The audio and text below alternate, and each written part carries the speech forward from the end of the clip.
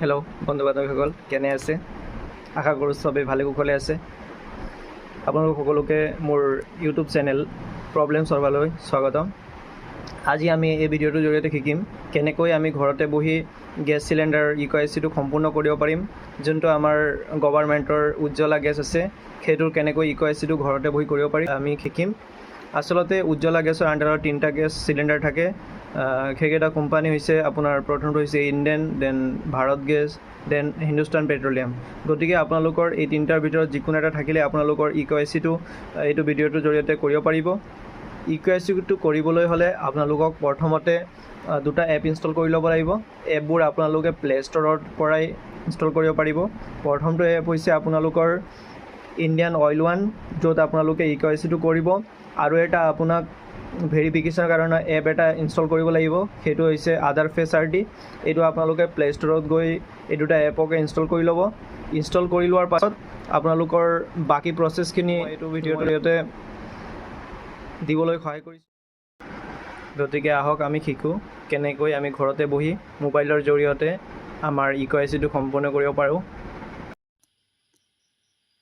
প্ৰথমতে আপোনালোকে যাব লাগিব প্লে ষ্ট'ৰত। প্লে ষ্ট'ৰৰ পৰা আপোনালোকে প্ৰথমতে ডাউনলোড কৰিব লাগিব আধাৰ ফেচ RD। আধাৰ ফেচ RD চাৰ্চ কৰিব। চাৰ্চ কৰাৰ পাছত ইয়াত আধাৰ ফেচ RD চাব পাব। এইটো ইনষ্টল কৰি ল'ব। যিহেতু মই অলৰেডি ইনষ্টল কৰি থকা আছে, সেইকাৰণে ইয়াত আনষ্টল শ্ব' হৈছে। যদি আপোনালোকে ইনষ্টল কৰাৰ পাছত চাব পাই আনইনষ্টল, মানে আপোনালোকৰ এপটো ইনষ্টল হৈ গৈছে, তেতিয়া আপোনালোকে বেক কৰি আহিব। বেক কৰি অহাৰ পিছত আকৌ চাৰ্চ কৰিব ইণ্ডেন। ইণ্ডেন চাৰ্চ কৰাৰ পাছত ইয়াত আপোনালোকে চাব পাৰিব ইণ্ডিয়ান অইল ওৱান। তো ইয়াত ক্লিক কৰিব। ক্লিক কৰিলে এপটো ইনষ্টল কৰি ল'ব। ইনষ্টল কৰাৰ পাছত এপটো অ'পেন কৰি ল'ব। অ'পেন কৰাৰ পাছত অ'পেন কৰোঁতে অলপ টাইম লাগিব, অ'পেন হওঁতে, তো অলপ ৱেইট কৰিব। দেন আপোনালোকে লেফ্ট হেণ্ড ছাইডত চাব পাব এটা লগো, য'ত হাত 2টা খাবতি ধৰা দেখি পাব, তাত ক্লিক কৰিব। ক্লিক কৰাৰ পাছত আপোনালোকৰ তাত বেলেগো থাকিব পাৰে, বাট লেফ্ট ছাইডত যোনটো ওপৰত চাব পাব লগৰ টাইপ, তাত ক্লিক কৰিব। তাত চাব পাব আপোনালোকে হাই গেছ ইউজাৰ বুলি, তাৰ জাষ্ট লেফ্টতে ক্লিক কৰিব। ক্লিক কৰাৰ পাছত log in to Indian Oil One বুলি মাৰিব।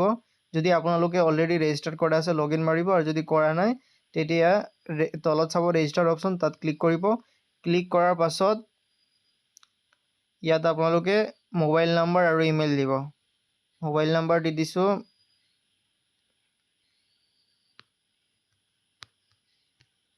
ইমেইল দি দিব। আপোনালোকৰ যোনটো ইমেইল আছে, ইমেইল নিদিলেও হ'ল, তথাপি যদি থাকে দি দিব পাৰে। দেন কণ্টিনিউ মাৰিব। কণ্টিনিউ মাৰিলে যিহেতু মোৰ অলৰেডি এইটো নাম্বাৰ ৰেজিষ্টাৰ্ড আছে, গতিকে ইয়াত কেন নট প্ৰচিড বুলি দেখুৱাইছে।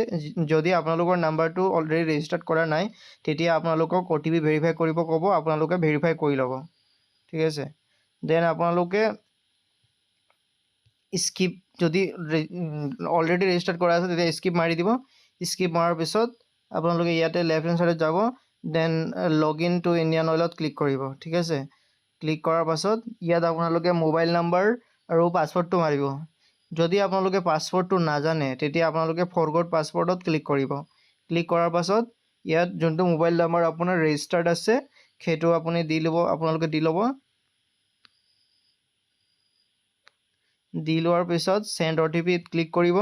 ক্লিক কৰাৰ পাছত আপোনালোকে যোনটো OTP আহিছে, সেইটো ইয়াত বহুৱাই দিব, আৰু পাছৱৰ্ড কিবা এটা দি ল'ব। পাছৱৰ্ড কিবা এটা দি তাৰ পাছত কনফাৰ্ম পাছৱৰ্ড আৰু পাছৱৰ্ডটো দুটা ছেম দিব। ছেম দিয়াৰ পিছত ক্ৰিয়েট পাছৱৰ্ডত ক্লিক কৰি দিব। দেন আপোনালোকৰ হৈ যাব। হৈ যোৱাৰ পিছত আপোনালোকে আকৌ আহি যাব এইটো যোনটো ওপৰত হাই গেষ্ট ইউজাৰ বুলি লিখা আছে, তাৰ জাষ্ট লেফ্টতে ক্লিক কৰিব। ক্লিক কৰাৰ পিছত লগ ইন টু ইণ্ডিয়ান অইল মাৰিব। তাৰপাছত স্কিপ ফৰ নাও মাৰিব। দেন ইয়াত পাছৱৰ্ড যোনটো ৰিচেণ্টলি আপোনালোকে দিছিলে, সেইটো মাৰি দিব। মাৰি দিয়াৰ পিছত লগ ইনত ক্লিক কৰি দিব। ক্লিক কৰাৰ পাছত আপোনালোকৰ যোনটো একাউণ্ট আছে, সেইটোত লগ ইন হৈ যাব। লগ ইন হোৱাৰ পিছত আপোনালোকে KYC কৰিবৰ কাৰণে ইয়াত চাব পাব এক্সপ্ল'ৰ আৱাৰ ছাৰ্ভিচেছ। তাতে আপোনালোকে সেইটো ছেকশ্যনতে চাব KYC। KYCত ক্লিক কৰিব। ক্লিক কৰাৰ পিছত ইয়াত বক্সটো টিক চিন দি ল'ব। টিক চিন দিয়াৰ পিছত ফেচ স্কেনত ক্লিক কৰাৰ পিছত আপোনালোকে যাৰ নামত এইটো ৰেজিষ্টাৰ্ড আছে পাছবুকটো তেওঁৰ ফেচটো ভেৰিফাই কৰাব। ফেচ স্কেনত ক্লিক কৰাৰ পাছত ইয়াত ফেচ এনেকৈ আহিব, কেমেৰা আহিব। তো আপোনালোকে গ্ৰীণ নোহোৱা পৰ্যন্ত ফোনটো অলপ হিটাই আৰু চকুটো লৰাব ক'ব। তাৰ পাছত অকণমান ৱেইট কৰিব। অকণমান ৱেইট কৰাৰ পিছত আপোনালোকৰ মেছেজ এটা আহিব, যোনটো নাম্বাৰ ৰেজিষ্টাৰ্ড আছে তাত মেছেজ আহিব যে আপোনালোকৰ ছাকচেছফুলি আপোনাৰ KYC হৈ গ'ল। দেন আপোনালোকৰ KYC হৈ গ'ল।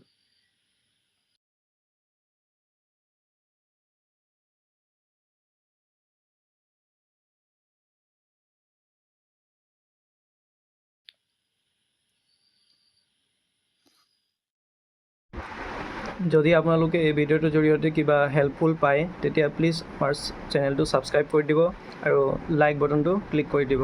Thank U.